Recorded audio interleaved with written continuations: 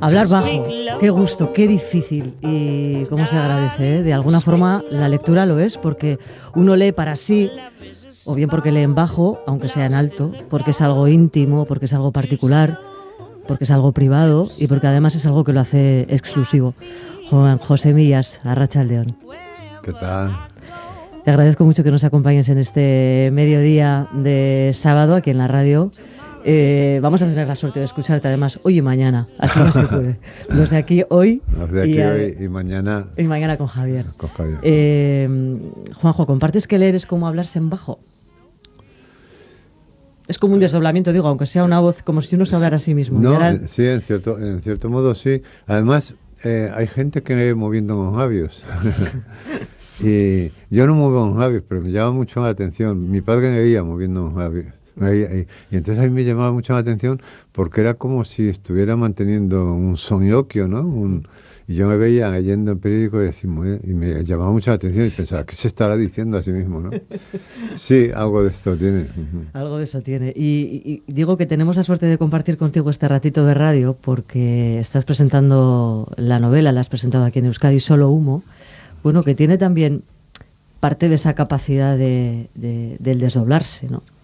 Vamos a entrar un poco en la novela y la novela, el personaje principal se está desdoblando todo el rato. Sí, porque yo ahí quería contar una experiencia propia, o sea, y es que yo cuando me convertí en lector, cuando empecé a leer, me sucedió algo muy turbador, y es que yo me metía dentro de un libro sin dejar de estar fuera. Quiero decir que yo me veía fuera de un libro, con el libro entre las manos, pero al mismo tiempo estaba dentro de un libro, al lado de los personajes que no me veían, porque yo era invisible para ellos, ¿no? Y entonces era una experiencia de disociación que todavía, cuando un libro me entusiasma, la vivo, ¿no? Hace poco estaba leyendo una novela que me entusiasmaba mucho y llegaba, yo leo habitualmente por las tardes, llegaba la hora de hacer la cena, me iba a hacer la cena y entonces yo me veía yendo a la cocina a hacer la cena, pero al mismo tiempo yo seguía dentro del libro, ¿no? Y esto no es una exageración, es así, es literal, ¿no? Y entonces yo quería contar esa experiencia tan profundamente perturbadora, ¿no? Que es, pues yo digo a veces de broma que he tenido oportunidades de probar el peyote o de probar alguna droga de estas alucinógenas. Yo digo, no, dejadlo, que yo ya estoy bastante disociado, que no necesito más. Y es lo que tiene la lectura, además, que es tan misterioso, porque claro, tú estás leyendo y si lo piensas, lo que hay en la página del libro son garabatos. ¿Cómo es posible que esos garabatos, una vez que saben leerlos, tengan esa capacidad de evocación, que si te están describiendo bien una cocina, tú estés en la cocina, o si te están describiendo bien una habitación, tú estés en la habitación y la veas y te la imagines, mejor incluso que si te la estuvieran poniendo en cine, porque claro, la palabra, vosotros en la radio lo conocéis muy bien, trabaja con la imaginación. Es decir, tú pones las palabras, pero el oyente pone en las imágenes, ¿no? Y es mucho más eficaz. Mira, recuerdo que hace un par de años así, hicimos un reportaje con mi compañera Paqui Ramos para A Vivir sobre una operación a corazón abierto. Y que era muy impresionante. Y estuvimos dentro del quirófano y fuimos describiendo la operación prácticamente en directo, ¿no? Contábamos cómo se rompían las costillas para acceder, todo. Y claro, aquello tuvo un éxito tremendo y yo pensaba, bueno, la gente puede ver una operación a corazón abierto en YouTube, hay 2000, pero no te impresiona tanto como si alguien te la está radiando, te la estás contando, porque entonces las imágenes las estás poniendo tú, ¿no? Y esto es lo que tiene la lectura, ¿no? Que tiene una capacidad de recrear espacios, de recrear ideas, tal, que a mí, fíjate, en los años que llevo leyendo, todavía me sorprende, ¿no? Y esta es la experiencia que yo quería contar porque estoy diciendo estos días, yo he leído muchos libros de ensayo literario y en ninguno me han contado lo brutal que es esa experiencia, lo brutal que fue para mí la experiencia de convertirme en lector, ¿no? Porque es una experiencia que no se parece a nada. Y hecha con un instrumento rarísimo, que es el libro, que tiene unas páginas con unos garabatos. Bueno, es un misterio. Y en tu caso, además, al hablar de ese misterio, haces dos cosas en este libro, que es ayudar o favorecer a ese misterio a hacerlo más grande, jugando con la fantasía y con los cuentos en concreto de los hermanos Grimm. Que hoy en día, si los de Roald Dahl habría que reescribirlos, ya ni hablamos de los hermanos Grimm, y estoy pensando en los ojos de las hermanas de Cenicienta, solamente con esa imagen, ¿no? Pero Sí. quiero decir, es verdad que quizá aludir a los cuentos de la manera en la que lo haces en la novela, meternos dentro de los cuentos que quizá no sabemos y hemos, si no leído esos en particular, otros, pero que es precisamente una lectura que ayuda mucho a desdoblarse. Claro, porque los cuentos de los hermanos Grimm, como todos los cuentos de la tradición oral, son cuentos que vienen de la oscuridad de los tiempos, es decir, que se contaban cuando no se había inventado la escritura y se transmitían de padres a hijos oralmente, hasta que llega el siglo XIX, y en Europa tenemos estos dos grandes recopiladores que los recopilan en la versión que en ese momento está en boga, porque los cuentos estos, que como digo, vienen, es que no se sabe de cuándo vienen, tienen miles de años, van modificándose en función de la época, pero es una modificación orgánica, porque los cuentos son seres vivos, los cuentos orales son seres vivos, y se van transformando para adaptarse a época, ¿no? Pero eso no tiene nada que ver, porque esa es una transformación orgánica.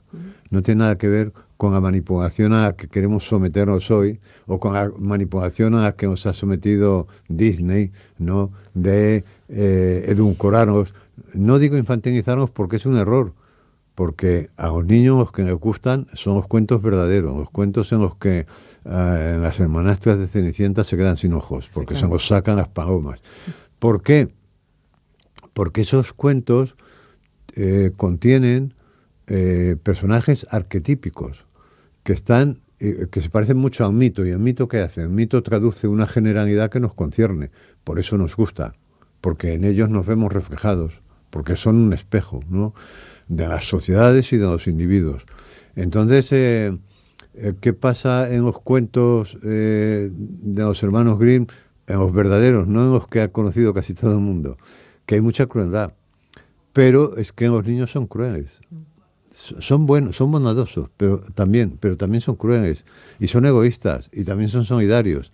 Y los niños se reconocen en esos seres arquetípicos que están en el inconsciente colectivo, y al mirarse en ellos pueden elegir entre, pues yo, a lo mejor yo me identifico con la bruja, pero no me gusta identificarme con la bruja, porque tengo otras posibilidades. Me puedo identificar con un personaje más solidario. Decir que tienen esta función educativa. Los cuentos no se contaban para entretener a la gente, se contaban porque eran representaciones del mundo, representaciones de la realidad. La gente se lo ha pasado bien porque eran muy buenos, claro. Pero la función del cuento era representar la realidad. Este es el mundo, mírate en él y decide en qué lugar quieres estar dentro de ese mundo. Porque la literatura es representación de la realidad o no es nada, ¿no? Entonces yo comparo a veces los cuentos estos con esos mapas que hay en los hoteles o en las calles, que en los hoteles hay mapas en la puerta para que te dicen dónde está la puerta de salida o las escaleras de emergencia. Una guía. Una guía, y suele haber un punto rojo que dice usted está aquí, que al principio te causa un poco de sorpresa, porque dice yo estoy aquí fuera, yo estoy... Pero inmediatamente, claro, eso es muy útil, porque inmediatamente comprendes, consciente o inconscientemente, que ese punto rojo no eres tú, pero tú estás ahí porque ese punto rojo es una representación tuya. Esto es lo que hacen los cuentos, son representaciones de la realidad. Y tú ya, una vez que ves dónde estás, puedes elegir entre ir por las escaleras, ir por el ascensor, ir por el balcón, ir por aquí y por allá. Pues los cuentos son iguales. Una vez que tú decides dónde estás moralmente, ¿en qué espacio moral del cuento estás tú? Pues ya puedes decidir, no me gusta este espacio, me voy a este otro. Y así es como se forja la identidad. Por eso aprender a leer es aprender a leerse. Y por eso la lectura es tan importante, es siempre importante, pero es muy importante en los años de formación. porque tú cuando te identificas, te desidentificas. Además, la lectura tiene una ventaja, y es que todas las experiencias que vives en la lectura son reversibles, es decir, que tú leyendo una novela de crímenes puedes ser un día asesino, porque te has identificado con el asesino, pero esa experiencia es reversible, no vas a ir a la cárcel, ¿eh? Luego vuelves a la realidad y ya sabes, y además distingues entre lo que es imaginar ser asesino y ser asesino de verdad, porque esto es porque cuando eso es una locura, confundir la realidad con la ficción es una locura. Entonces, en la literatura, en los cuentos en general, enseñan que todo se puede imaginar, todo se puede imaginar. Es cierto, yo diría, lleva cuidado con lo que imaginas, pero es verdad que tú imaginando la cosa más atroz del mundo no estás haciendo daño a nadie. Tú puedes imaginar que le sacan los ojos a una persona a la que odias, que le sacan los ojos, que le cortas la lengua, que la partes a pedacitos y la metes en la nevera, no pasa nada. A esa persona en la que tú estás pensando no le pasa nada. A la realidad no le pasa nada. Pero al mismo tiempo tú sabes que eso no lo puedes hacer en la realidad, ¿no? Ayer recordábamos una historia que es muy bonita. Hay un neurocientífico que se llama Mariano Sigman, que ha publicado un libro que se llama, creo que en las palabras, o la importancia en las palabras, algo así, que habla de la importancia de la conversación. Y en ese libro hay un momento en el que dice algo espectacular. Y es que los seres humanos somos anfibios. Ya verás en qué sentido. Un anfibio es un animal que puede estar con idéntica naturalidad en el agua o en la tierra. La rana. La rana entra y sale del agua con absoluta naturalidad. La rana no piensa, qué pereza meterme ahora en el agua, o qué pereza salir ahora del agua. No.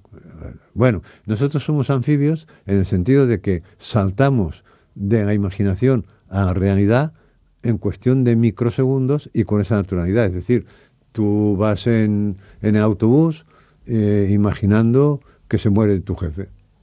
Y estás imaginando que tu jefe se ha muerto y que estás en el tanatorio, estás dando el pésame a su mujer y que te asomas a ver el cadáver y que dices que bien muerto estás, cabrón, ¿tá? Y estás en el autobús pensando eso, ¿tá? Y de repente bajas del autobús porque has llegado a un lugar de trabajo y te encuentras en la puerta con tu jefe, con ese que está. Y en cuestión de microsegundos le saludas y dices, ¿qué tal? Vamos en el ascensor, y con toda la naturalidad, no ha pasado nada aquí. Es decir, no tienes que hacer un reajuste, es decir, ostras, que yo estaba en el tanatorio hace un momento. No, porque somos anfibios, porque saltamos de la imaginación a la realidad en cuestión de segundos. Pero sabemos, por fortuna, que no todo lo que imaginamos. Y por fortuna, aunque nosotros deseemos la muerte de alguien, ese alguien no se muere. Esta es una de las cosas que los niños tienen que aprender pronto, porque los niños son muy dados al pensamiento mágico. Entonces, a lo mejor un niño piensa que un profesor suyo se muere, un profesor al que odia se muere, y da la casualidad de que el profesor se muere y piensa que lo ha matado él. Y siente una culpa terrorífica, ¿no? Y entonces esto es lo que se aprende en general con las humanidades. Se aprende que todo se puede imaginar, pero no todo se puede hacer. Y que nosotros somos seres anfibios y que vivimos con idéntica naturalidad en la imaginación y en la realidad. Juanjo, quería preguntarte si al escribir en particular, hablando de los anfibios, que también nos viene bien, si has hecho pruebas, y te voy a preguntar concretamente por una cosa, si has utilizado algún conejillo de indias, alguna cobaya a la hora de plantear cosas, y de la misma forma que nos desdoblamos, si te desdoblas haciendo propuestas sobre algo que pueda luego incorporar o que puedas incorporar a la historia. Es decir, si haces un experimento, ¿no? Igual que a veces cuando tenemos una conversación con alguien de extrema confianza sobre todo, ¿no? Pero haces pruebas sobre algo que tú estás pensando, intentas ver si eso tiene que ver con lo que tú piensas o no. Si en el caso de una historia o de un relato has hecho ese experimento. Pues no experimento en concreto, pero me paso todo el día experimentando sin querer, claro, porque tú cuando estás en una historia, cuando estás escribiendo una novela, todo conduce a la novela, todo. Y estás pensando continuamente en ella y sales a caminar. Es una situación muy parecida a la del enamoramiento. Cuando uno está enamorado, todo se llena de coincidencias. Resulta que la persona de la que te has enamorado veraneaba en el mismo pueblo que tú. Y dices, "Anda", y seguramente nos cruzamos en alguna vez. O coincidisteis en Parvus. Todo se llena de coincidencias, ¿no? Pues cuando estás escribiendo una novela pasa lo mismo. Todo se llena de coincidencias, todo conduce. La novela es una especie de agujero negro que se va tragando todo, metamorfoseado, naturalmente, ¿no? Paqui Ramos, ¿dice la verdad? A ver, pero bueno, de lo que dice Juanjo Millás, quién sabe lo que es realidad y quién sabe lo que es ficción. Paqui Arratsaldeon, muy buenas. Hola, aquí el conejillo de Indias. pero Paqui, Qué gusto saludarte, Paqui. qué sorpresa. Mira, hace nada te acababa de citar y el pensamiento mágico Exactamente. y has aparecido. Claro. Si es que no pasa un día que no hablemos y hasta me introduzco en sus entrevistas. Oye, Paqui, ¿qué ideas recuerdas en alguno de los viajes que habéis tenido que han sido luego motivo de historia o que luego hayas visto que ha desarrollado? A ver, es verdad que Juanjo influye más en mí que lo que yo influyo en él, sobre todo antes cuando estabais hablando en la forma de leer. Yo he descubierto ahora que leo de forma diferente sus libros. Yo me convierto en Juan José Millás cuando leo los libros de Juan José Millás, porque, bueno, Isabel, tú seguro que sabes, nosotros cuando leemos libros lo leemos muy rápido, sobre todo si tenemos que leer un par de libros a la semana para alguna entrevista o algo así. Entonces, cuando leo por placer un libro de Juanjo, veo cómo en mi cabeza resuena su voz, cómo lee las frases con esa parsimonia, con lo cual tardo el doble en terminar sus novelas. Pero bueno, yo sí que soy más conejillo de Indias de Juanjo, más que en los libros, en el programa. Muchas veces me utiliza, pues eso, para ver si algo funciona de cara a un bolo. Por ejemplo, me acuerdo, Juanjo, te acordarás, para el bolo, un bolo que hicimos en Bilbao, y unas semanas antes íbamos en el coche a grabar un reportaje, no me acuerdo a dónde, y él de repente empieza a contarme cómo es su relación con Siri, por qué ahora Siri le llama mañana en vez de Juanjo, así, de sopetón. Entonces, claro, o sea, es que me caían las lágrimas de la risa, no sabía si parar en un... Eso, dijo, o sea, a esta le hace gracia al público de Bilbao, que siempre nos trata fenomenal, también. Esa funcionó. Otra en el bolo de La Coruña no tanto. En esa nos hizo... Haces el silencio en el bolo, del bolo de La Coruña. En el bolo de La Coruña, él experimentó conmigo una historia de su infancia en la que me contaba que jugaba con sus amigos a meter los dedos en el enchufe, a contagiarse la risa, jaja, jajaja, jajaja, jajaja. A mí me hizo gracia, pero a mis congéneres de La Coruña no tanto. No me acuerdo de ese fracaso. Sí, pues me echaste la culpa encima. Sí, que te dije, pero ¿por qué te reíste si no tiene gracia? Exacto, y dice, la culpa ha sido de Paqui, que a ella le hizo gracia y yo pensé que esto iba a funcionar. Claro, ¿por qué te ríes si no tiene gracia? Sí. No, pues a mí todo lo que se me pasa por la cabeza se lo cuento a Paqui. Oye, Paqui, mira esto. Sí. Bueno, es una buena forma. Ayer, creo que fue ayer, sí, anteayer, la llamé porque vi en TikTok una